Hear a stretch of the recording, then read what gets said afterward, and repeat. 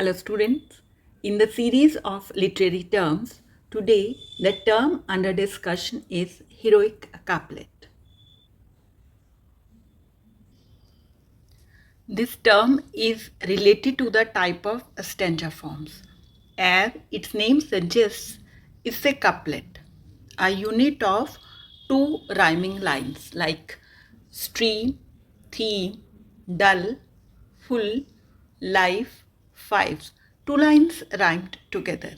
These two lines are self-sufficient and serve as a complete stanza. The other half of the name, heroic, it was added to this stanza form in 17th century because of the frequent use of such couplets in heroic, that is epic poems, and in heroic dramas.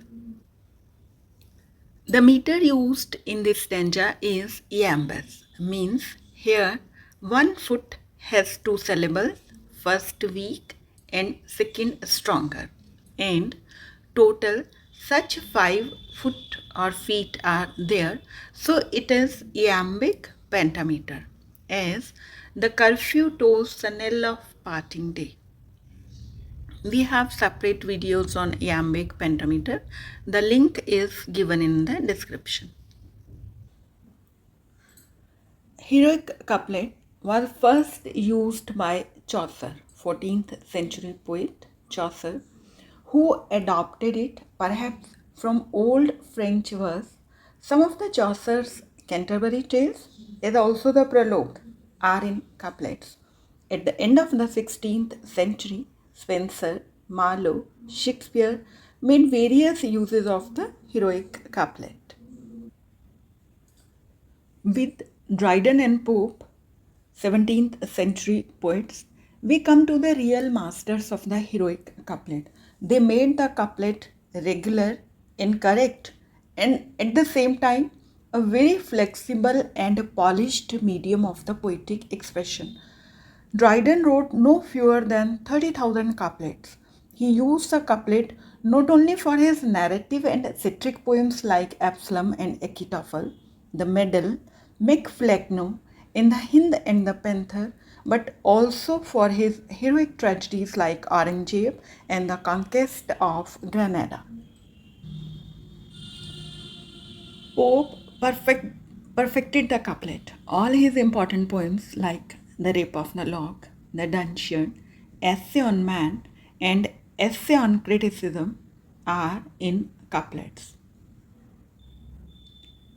The last two lines of every sonnet by Shakespeare constitute a heroic couplet.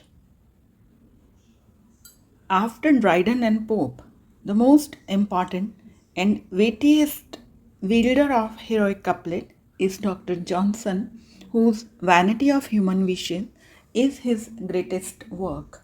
The vogue of the couplet declined after him as Romanticism spread in the air and poets started gradually turning away from the conventions of the new classical school of Dryden and Pope.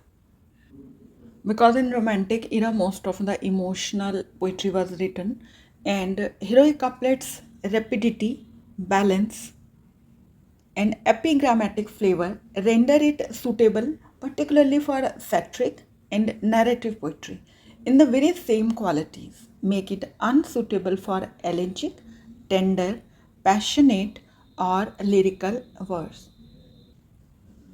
Although it's also a fact that Pope used it for nearly all his poetry, for all his greatest, because he could do anything with it that he wanted. Heroic couplet, the most eligible medium of satiric poetry. And it's not an accident that the golden age of English satire was also the golden age of the heroic couplet. For one thing, the satirist can deliver in heroic couplet his appraisal of the satiric target in the form of short and pithy points, which look like proverbs.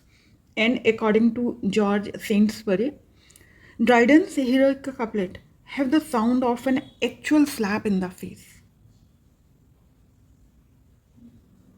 After Dryden and Pope, in Romantic era, poets declined away from this conventional poetry. So that was a brief note of heroic couplet. Keep learning, stay motivated. Thank you, students. Thanks a lot.